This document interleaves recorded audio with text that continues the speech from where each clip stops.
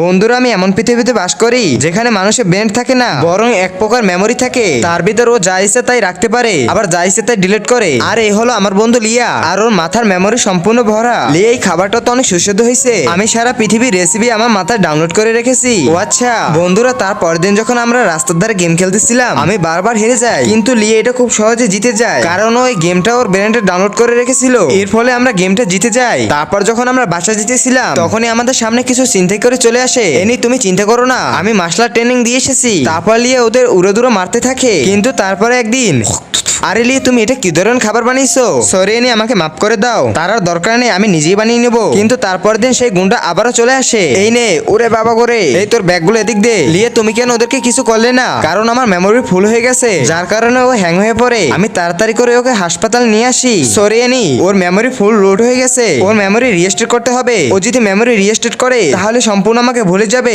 বন্ধুরা, তারপর যা হয় সেটি দেখতে চাইলে ভিডিওতে লাইক করে নেক্সট পার্ট কমেন্ট করো।